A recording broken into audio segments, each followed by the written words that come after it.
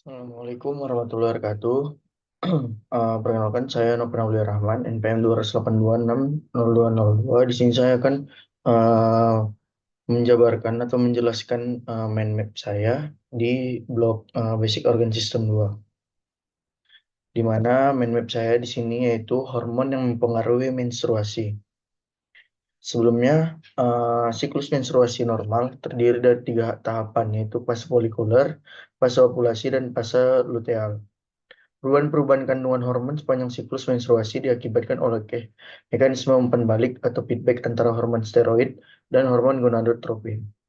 Estrogen yang menyebabkan feedback negatif kepada FSH, sedangkan terhadap LH, estrogen menyebabkan umpan balik negatif jika kadarnya rendah dan feedback positif jika kandungannya tinggi.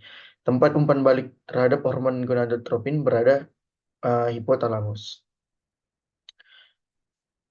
Baiklah, di mana hormon yang mempengaruhi menstruasi, yang pertama itu ada estrogen, di mana estrogen ini dihasilkan oleh ovarium, di mana berguna untuk pembentukan ciri-ciri perkembangan seksual pada perempuan, yaitu pembentukan payudara, lekuk tubuh, rambut kemaluan, dan lain-lain.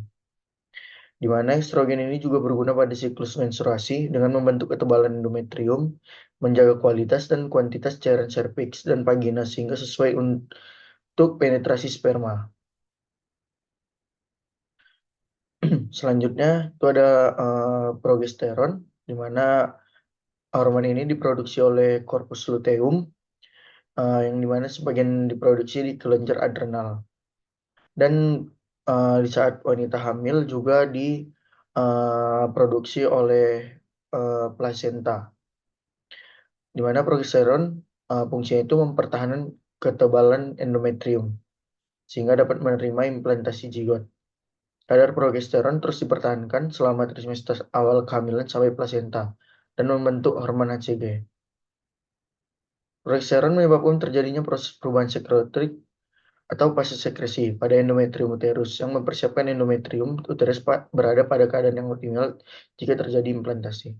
Selanjutnya ada GnRH atau gonadotropin releasing hormone, di mana hormon ini diproduksi oleh hipotalamus otak, di mana hormon ini merangsang pelepasan FSH atau follicle stimulating hormone di hipofisis. Jika kandungan estrogen meningkat, maka estrogen akan memberikan umpan balik ke hipotalamus sehingga kadar GnRH akan menjadi rendah. Begitulah sebaliknya.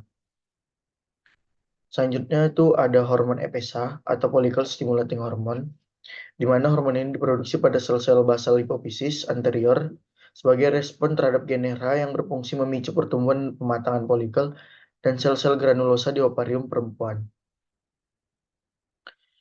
Pelepasannya itu periodik atau pulsatif, di mana waktu penghancurannya itu singkat sekitar 3 jam. Di mana sekresinya ini dihalangi oleh enzim inhibin dari sel-sel granulosa ovarium melewati mekanisme umpan balik negatif. Selanjutnya itu ada LH atau luteinizing hormone, mana hormon ini diproduksi di sel-sel kromofоб hipofisis anterior.